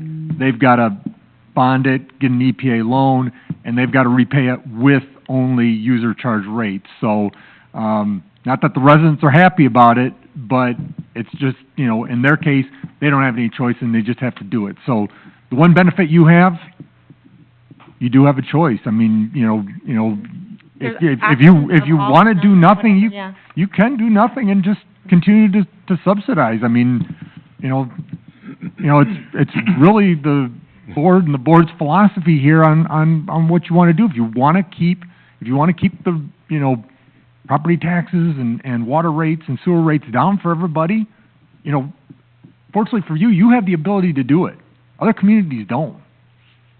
They just don't. If I could just finish with what I started, maybe socket tool wasn't the right phrase to use, but again, when we reference maybe 15 people that have chimed in at best, and we call that to people we've heard from, that's not a realistic number to me. I think if you really want to be fair about this, you simply put the question out there, this is what it will be if we take it up all at once, this is what you would see in the bill, or would the majority of you have a gradual increase? If you're really concerned about put it out there. Because when you had these meetings where people showed up, that wasn't really offering that information that we just talked about. No, it wasn't said that, we're gonna raise it. Yes, it was. Not in a real number. Yes, it was. And I will Not in a also real say that the number. people of this village elected us to make these decisions. The village employees and the board put forth way more effort in getting this out to the public than anything I can recall us doing. Well, put the real number It's up to then. the residents whether they want to attend and voice their concern or not. But, Put the real number, what 5,000 gallons of water will cost with the new rate. When it was a possibility of being $26 per 1,000 gallons, nobody said anything then. And I have to agree with William on this. Jess and I have spent an exorbitant amount of time Agreed. ensuring that this is on Facebook, on the sign, on our website, in the rail. We have done everything we can to ask these people, the residents, to participate and give their Yeah. input. And what you heard is what you get. And it's And- not and- just this subject, it's And plain any and simple subject. though, they elected us to make these decisions. the problem you have with, when you try to get public opinion, you've done a great job trying to get the information out. I've seen it in other communities. When you deal with water and sewer rate increases, you can have public meetings on it, even when you're gonna do a large increase, and get that information out to people, but you're not gonna truly know how people feel until they get the first bill. The reason And people. the clerk will hear it. Yep. So you, We'll all hear it, trust Yes. me, the whole place would be full. yeah. Yep, The you reason you this don't know room until you do it. Filled with people that night was because the water is No, clean, as the soon- water is clear. Yes, but Mhm. as soon People as you are raise, not- as soon as you double or triple their rate, I can guarantee the entire room will be filled. I don't disagree with All that. right. And the one disadvantage this board has against other communities is, the community probably feels that, you've got a source of revenue that, you don't really need to do this. That's Their opinion. That's my opinion. Right. We have another source of revenue. You don't need to do this. Kick it down the road Right. further, Well, then kick- and But then I'm sooner or saying- later it's gonna go, Goes away. Right, Goes away. but everybody's gotta understand that, and stuff, that as long as, the longer you keep it arbitrarily low, and do it this way, at some point in time, there could be a large spike. If that's, I agree, that's totally true. And if the landfill closes in 8 years, then we should account for it to be at whatever, to self-sustaining within 8 years. I have no issue with that, and I don't have an issue with raising it some anyway, just to keep up with what inflation is, as it is now. well, and that's what we're looking at, that's why No, we dropped no, it. It you're- is, that's why we no, dropped the you're- capital off it. that's not the case. And we're supposed to have the capital in it too by statute. How you pay for it is up to you. You wanna set aside a fund for it, feel free. Call it whatever, make the transfer, have it sit in that fund, and I'm fine with that. What I don't wanna do is save money in one spot so that we have extra money sitting somewhere else, or money to spend on something that we don't actually need. To me, as a resident, I would prefer my water bill to be lower than this committee, or this board, to have an extra $400,000 to do whatever with. Like invest for when the landfill's gone? If that's the case, if the landfill's closing in 8 years, then I'll go with that. It's not even 8, I actually looked at the 7, report, 6, it's 5. call it whatever you want. If they extend the landfill, and we do, and we vote to do that, and it's there for another 25 years, no resident in this village is going to give a crap about raising the rates to have it pay for itself. I disagree with that, and I'm a resident in this village, All and right, my fine. household disagrees with I- me. We're a I- resident, in my household, we are a resident who, and we would like the rate to be self-sustaining, because we don't know what that Why would landfill's you want gonna be. that? And we want that because we want to be able to keep our home. And I know that in 5 years, when that landfill closes and the rates go through the roof, that we're gonna have to vacate, because I'm not gonna pay that. I'm not gonna pay triple what everybody else is because we didn't plan accordingly. My husband and I are of the belief to raise it now, rip the Band-Aid off, knock it to them, and make it at least self-sustaining on the operations, not on the capital expenditures, and use the money that we're saving to set it aside for those capital expenditure projects that we are not covering in the rate increase. And the IEPA loan. But in 5 years, I don't wanna be here when that happens. It's not closing in 5 years. I know, but you Well, know what even I'm from If saying. their it own does, mouth, it's if it does, You know I'll what I'm vote with saying. you. Until then, not a chance. But you don't know I until don't. 5 years happen, and you Well, quadruple and I'll know everybody's before rate. 5 years that whether or not it's going All to right. be expanded or not. I just had a question. So if we rip the Band-Aid off, so to speak, 2019, 5,000 gallons of water currently is $35.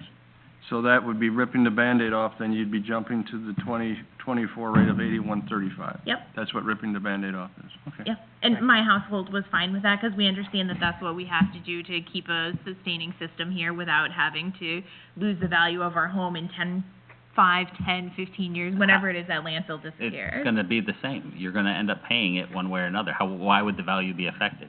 The other Because when thing- you're taking it right now and not even doubling it, in that length of time, if you have done nothing with these rates, those rates are gonna go from $3.50 per 1,000 gallons for water and or, Oh, or so for you- and so you're- sewer There's to there's another $50. aspect. So we There's can, another aspect to this too, and that is, if we get to the point where we need to expand the wastewater treatment plant, or we need to do some project that's gonna require us to go to the IEPA for the revolving fund for the loan, they're gonna do a rate study on us and find out whether or not we are charging enough to sustain our system, which is something that somebody brought up here a little while ago. Yeah, and then we'll be back to the Well, base then rate. they will say, well, if you guys wanna do your project and get money from us, you're gonna have to raise your rate. They're also gonna look at our means of collecting revenue from other sources, not just the rate. Yeah, but I over think the you length of guys' the argument loan, is too. disingenuous. I don't have an disagree. argument, I'm not a voting member. No, I'm telling you you're that. arguing, trust me. Cause I'm a resident. That's all right, you're still an argument. Then go down there. Should I walk around the table? It doesn't matter. I'll take your residential status right here. I'll give you my opinion at this point, even though you guys have already No, I'd love to hear it. went well into this. I'm not in favor of ripping the Band-Aid off, of more than doubling the rate in one swoop of a pen. Going from 6.25 to 13.35 under the current proposal format. That is more than doubling it. I'm not in favor of that. People need a budget, people need a plan. I totally understand Chris's position, and I kinda side with him on most of it. I understand Dina's position that she was thrown into. And I'll say it again, I do support a rate increase, very modestly at this point. I don't think I could support the 13.35, on a vote here. Just because I said it before, I still think we subsidize this, the capital improvements on there and the equipment replacement. So can I ask a question? And all we're talking about raising is the operations. So would you say like something like, when you're looking, like if I looked at the 5-year, I mean, this is just a 5-year general, like you said, a very modest. Would there be something that would be like Matt said, palatable, that would be Sure. like halfway in between there? You know what I'm saying? Like, Yes, I know where what you're it saying. doesn't have to be if, I know what you're saying. Okay, I yeah. agree with Chris on this aspect. If we go to 13.35 after last month of 20 minutes, I understand what he's saying now. Yeah, this will free up money that we're paying now, and where's that money gonna go? Or what are we gonna do with it? Whereas, are we just gonna save that? Then if we're just saving it, what's the point of raising the rates over here? But Because eventually the golden have to goose think goes about it. away. I mean, I guess- the problem, and that's- is that term for every single thing in this village? I- well, and I think that's the point of the proposals too, is that I think it's short-sighted not to look at what's gonna happen. I just need people to, you know, and I appreciate the clarity of you just telling me what you want to do. 'Cause I think we keep coming back to this every single week, and one, it gets extremely old. Yeah. And so I appreciate the frankness of just telling me what you think we need to do, because we need to make a decision. I'm not advocating one or the other. My opinion, my perception is that if you decide to go the route of ripping the Band-Aid off, when the rates go in place, I think there's probably gonna be some pushback from residents, and you just have to have your explanation and stuff for why you did it, you know, and stuff, because like I said, unfortunately, I think the board understands, you know, the landfill, the revenue, you know, the potential longevity of it. The residents may not. They may think that that's just a bottomless pit of money that's coming in that is gonna be there to subsidize, you know, really all operations. We're not just talking water and sewer here, we're talking Seems like parks, not just the residents. streets, we're talking all aspects of what you do. So I think the one thing that if you go the route of ripping the Band-Aid off, you know, you just gotta be prepared to answer those questions, 'cause I think, you know, you'll probably find a number of people that are probably gonna come in and just say, And they will. what are you doing? No matter what. I have no doubt they will. I think you'll probably We're gonna get, deal with it once instead of 5 times over the if next you're, 5 years. if you're wanting to try to get to an end point, I think your less chance of upset residents is doing it gradually, whether that's a 5-year or an 8-year. That allows for budget adjustments. Can somebody answer the question for me? Why is it that we feel the wastewater treatment plant is the only aspect in this village that should be self-sustaining or self-sufficient? I think water and sewer should be self-sufficient, 'cause they can be. I'm talking about both of them. Because they can be. They're the only thing we have in this village that does not require. I mean, those are, I mean, when you take a look at Save your, the money, we can put the money away from. I mean, when you, Technically, in theory, we could make the park self-sufficient, but the prices would become astronomical. It would. Nobody would use them. I think when you look, Same theory, I think when you look at your audit reports, you know, and stuff, generally your auditors put your water and sewer under business enterprises. So you always kind of look at it as operating as a business, you know, and stuff. I would look- 'Cause you're actually charging somebody, you're sending somebody a bill to pay for those services. It's like garbage too, you're sending them a bill to pay for those services.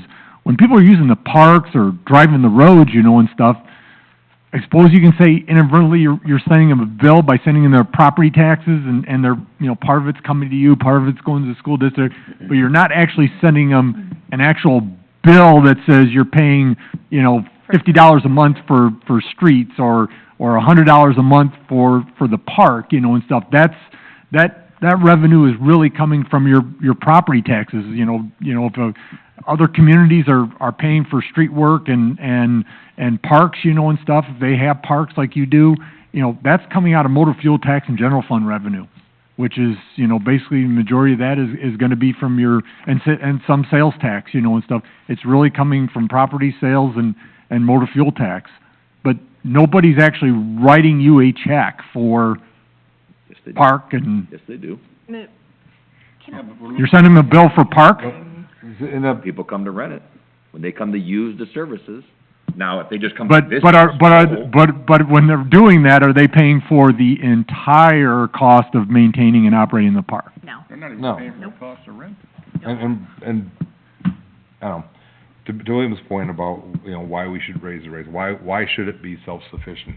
It literally is because it can, and we could put that money, the 400,000, Chris is worried we're gonna spend on something frivolous, into savings, because eventually, again, this is gonna go away. If you can't see that someday this is all going to go away, the golden goose is leaving eventually, it's very short-sighted to start to think that, you know, well, I'm not gonna be here in That's 15 not- years. That's unfair. I'm not gonna be here in 15 That's not a years, so valid I can just argument. wait until then, and then everybody else It's is not a screwed. valid argument.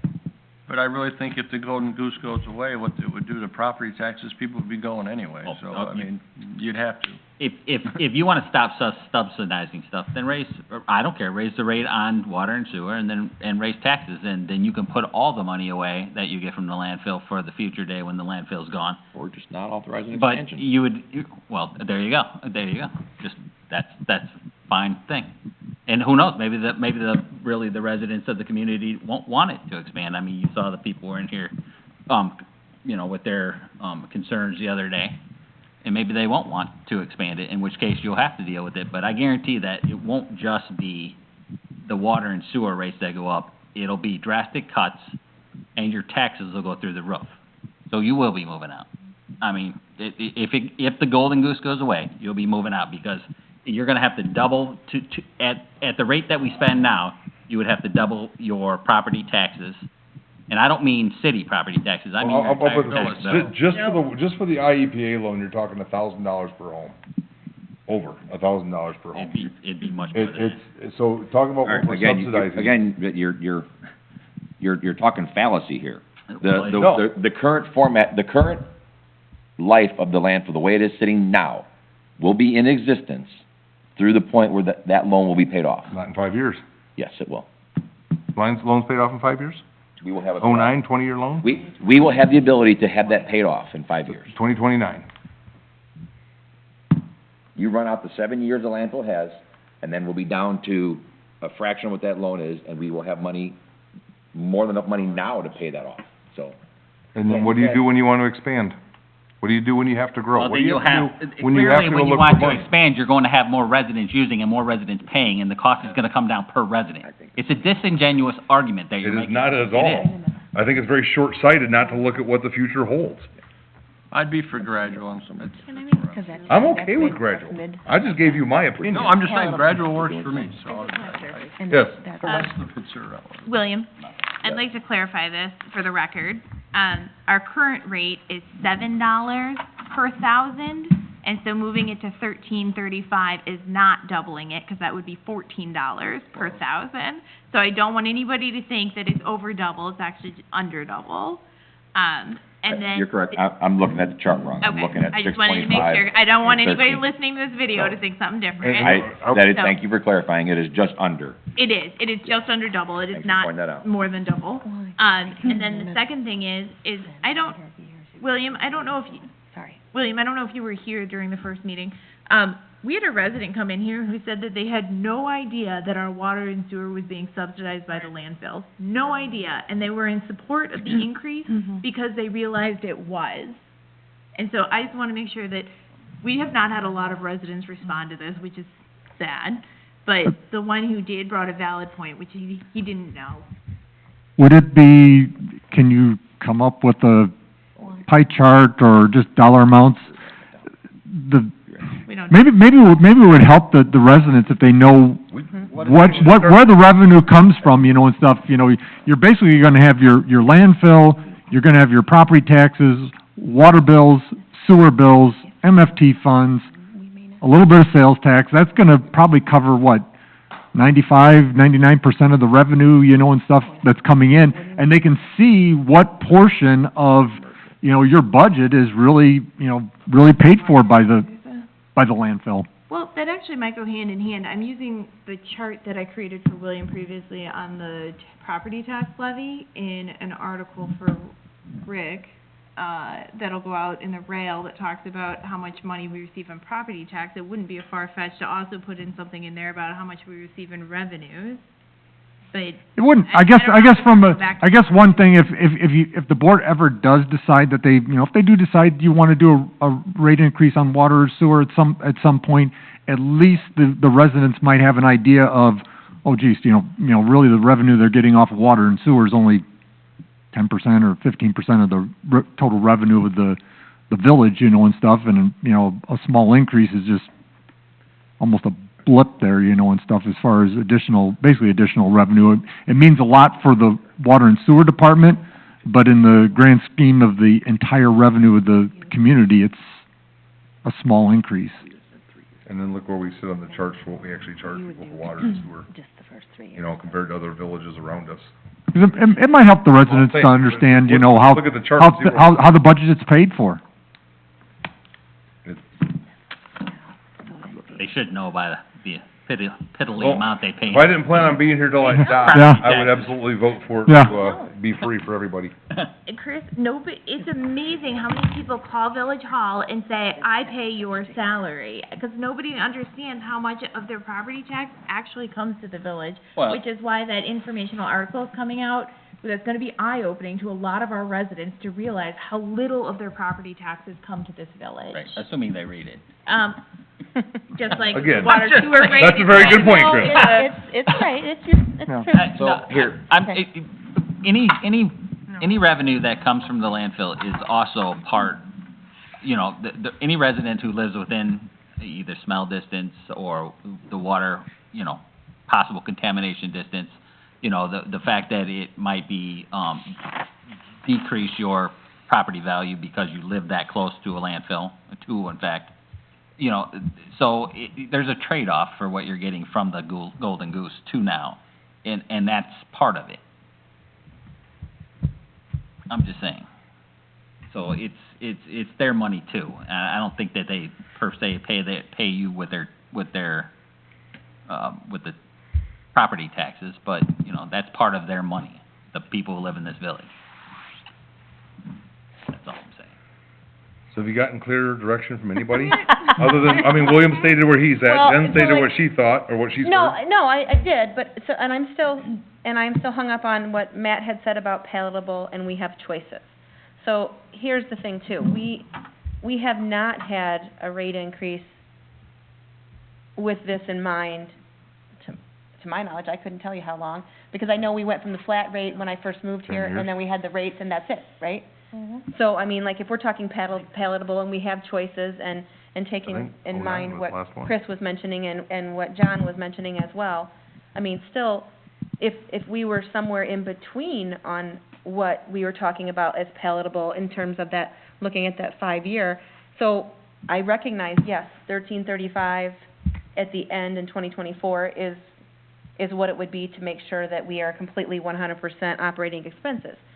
However, you know, if we're not in a place where we have to absolutely do that, we do have a choice where we could be right in the middle on that too, where we're talking like about, you know, if you're talking about being at 10 instead, or being at like the 950, I mean, we have yeah. choices, and you are right in that respect. Maybe the first motion is not even picking anything. Maybe the first motion should just be the board deciding, should we do a rate increase or shouldn't we? Because it's just a philosophical Correct. question. It's a philosophical question. Should there be a rate increase or shouldn't there? And then once you decide as a group that if the majority says yes, then you work at trying to find out what that rate increase is. If the majority says no, then you let it die and you bring it up a year from now, 2 years from now. We've gone from looking at doing it to cover everything, to covering just operations, so operations and capital, with the exception of the IEPA loan, to looking at just doing it operations, to, you know, Bernie Sanders, give it away for free. I don't, it just keeps changing, so yeah, we probably do need to decide, are we going to raise it or not? Because it's really just it's a philosophical thing. It really is. It's whether you think that at the end of the day, you know, regardless how long you think the landfill's gonna last, whether it's 5 years, 10 years, 15 years, as long as it's in operation, do you want that subsidy just to keep, whether it's water and sewer rates, property taxes, you wanna keep those low. And if that's the decision of the board, then move forward with it. What do you want on the agenda, Dina? That complicated, or? No, actually, that's, I Bring it mean. back. I'm just trying to listen to I think the, we're gonna make it tonight. I'm listening to the arguments here, I honestly think that, like, I would need to know, like, there are several people on this board that do not want to rip the Band-Aid off, and I want to respect that as well. And I'm not opposed to the 5-year, working it out so people can budget. That's attractive to me. I mean, that's attractive to a budget, and I understand the ripping the Band-Aid off financially is really tough for a lot of people. I also know that every year in January, people will be complaining about the rates if they, you know, I know how that goes too. Can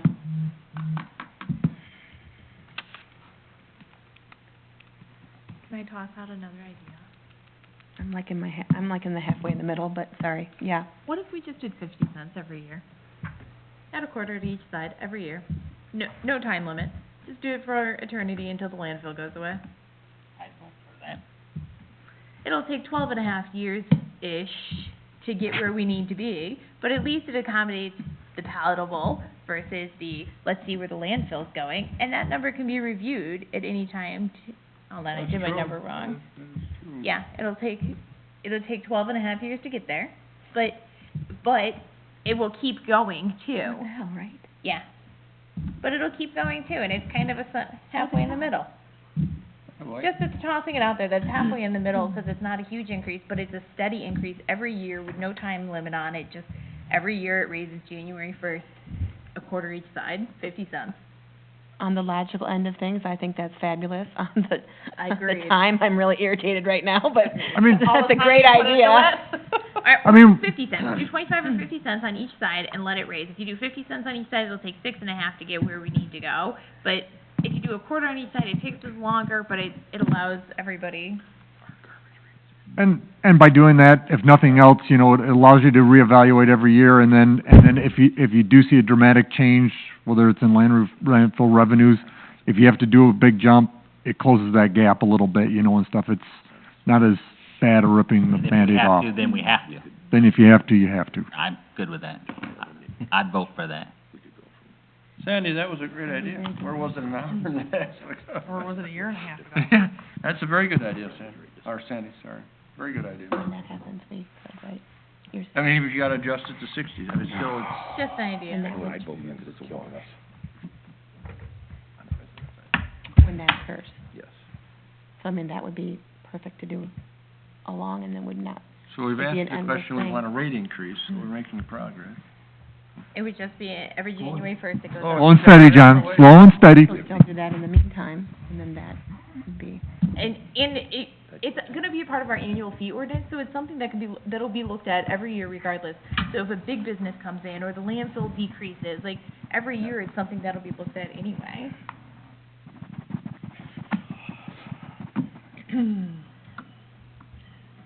I mean, it's still, I mean, it's, Technically, it would do exactly what we're talking about doing, it'd just be over a longer term, and But it well, would be. technically with the rates we have right now, if we got a big business in that used a lot of water, they're gonna be Oh. paying $4.50 per thousand for gallon of water and $4.50 per thousand for sewer.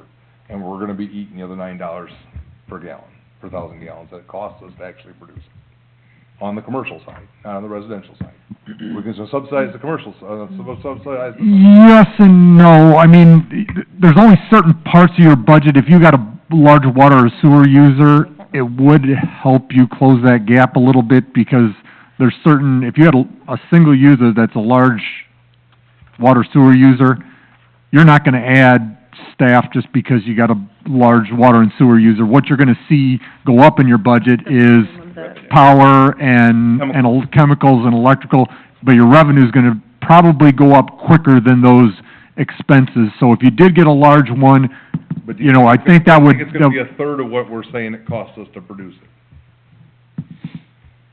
'Cause if right now we're saying it should be 13 something to produce it, I'm not talking residential, I'm just talking on the commercial end, on our businesses. If we got a large user in right now, and we're gonna charge them $4.50, is But there there's- enough, is but there that's- deductions in there to but- get down to that level? Yeah, because there's certain still fixed costs to your budget that aren't gonna change whether you add a bunch of Right. users or not, you know, and stuff. You know, if you add a bunch of customers and a lot of water sewer usage, you're probably not gonna necessarily add staff to take on those additional users. I mean, at some point you would, but you're going to see a spike in revenue, but your expenses might go up a little bit, but your revenue's probably gonna go up more. You're always gonna have those Well, I'm fixed saying, costs. what is our cost? Yep, you're always gonna have those fixed costs. What is the cost of production of creating 1,000 gallons of water, filtered, chemical treated, and then then treat the waste. then you gotta dive into the budget and break out what are, what are usage-based costs and what are fixed costs. We're talking about a business coming along and helping us, but if our rates are still low down the commercial side as well, they could end up subsidizing the commercial. Brilliant idea. Why don't we increase the commercial at a faster rate than we increase? Absolutely. I just wanna make sure we're not sticking our shoulder to that. We were just Alright. talking I was about gonna that. say, Yeah, you're for Well, I mean, that's if we're gonna go over it, we gotta go over this $1.50 stuff.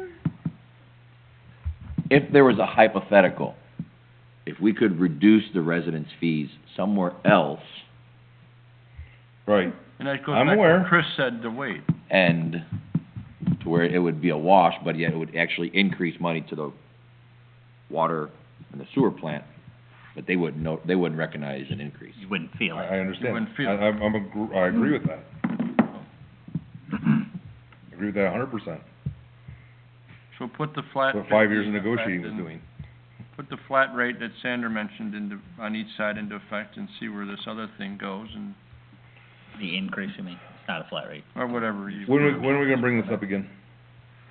Soon. Soon's not good. 2 years. I don't know, So how let does, me- how does everybody feel about the 25 per side per So I was year? gonna ask, would people be willing, would 25%. people be ready? That's the right wording, I think. That, like, we're talking about the 25 Yeah, cent that 25%. Sandy was talking about, 25. 25 cents every January 1. Would people be willing to vote on something like that at the next meeting, or no? I don't, me personally, knowing what I know, Mhm. Correct. we would actually be hurting ourselves with that format. I agree. And In the everybody else long is run. aware of it as well. Then, I still like the idea. You can always, you can do the 25 now, right now, without a problem, right? And then, you know, assuming everything that you think comes But it's to 50, fruition. not 25. Well, I know, but I mean 25. 25 on each, 25 right, cents each sure. side. You can So change. you're already ahead of the game, and then if you have that, then you can jump the rate up. Okay? You know, at least this year, vote for 25%, 25%, damn. 25 cents on each one, yes. You better get that motion quick. Yeah. Get the motion. Yeah. You know, we're gonna let Chris make the At motion. least for this year, which, I mean, 50 cents, per 1,000 gallons is a small percentage. It probably, at this point, is somewhere around inflation, maybe a little bit more. And then, you know, when the rest comes to fruition, then you can, It's double. Inflation's 21 cents. I was doing it on 13.35. I was already looking. no, I'm just saying that a quarter isn't a lot. You know, most people expect an increase in a lot of the services they get. I don't have an issue with the small amount until your whatever comes to fruition, and then you can, you know, Adjust accordingly. right. Because it's not really, you know, if it doesn't cost you anything out of pocket, people are probably not going to be complaining. If they do, it's really disingenuous too, because you're not paying more. Sorry? It wouldn't be a big. Yeah. That's to me, and that's what I would do. With this being an Well- annual fee ordinance, we can address it every month if you guys would like to. We can change it every No, month. I if you- don't Like, want it's. This is I do painful not enough. wanna do this I know. every month. But Oh my it's God. an easy enough document to amend, I'm gonna go home that and if we have- decide that at any point something else occurs within the village that requires a drastic rate increase, it is not a massive hardship to adjust up or down if there are some massive changes in the village's revenue, up or down. All right. Your suggestion was excellent. Yes, it was. I like the format. I still struggle with the end goal. You know, where's the end? I thought we agreed there was gonna be operation. But we can put an end to As it long when as we. the- Anytime we There's- want, Right, really, then, right? yes, Mhm. yes. There is no end. End is anytime we never want it will to be be. an end. No, there will be an end to that particular one. Right, because it could be anytime we want it to be, Yeah. Right. if necessary. Yeah, you guys could decide next month that you wanna end it 1 month later. You absolutely have the right to Right. do so. I mean, I keep on thinking, and I know it's like pipe drains, but if the right business came into town, it could be anytime we wanted it to be. Yep. Absolutely. Hope we would expand to do it.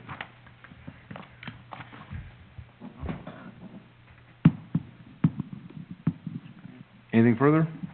Hold on. What am I putting on the agenda? Back to committee, or are we taking it to next week? Just do it. I think we put it on there. And I think we put it on there as an annual fee ordinance, and we put it on there as January 1. We did 25 on each one, and if and when it needs to change or end or add or whatever, we address it at that point, dependent upon what happens in the future. It still gives us the substantial foundation to start doing what we need to do. It's a regular basis every year, and that is definitely something people can budget for.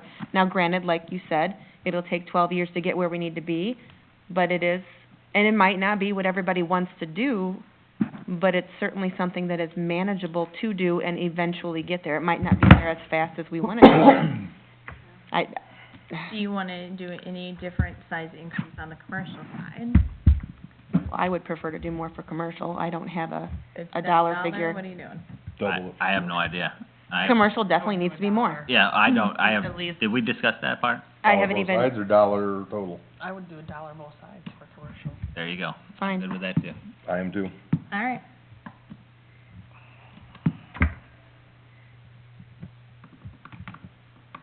I will work with Dan to do something before next week. It will be under you as a separate motion to approve. Anything further?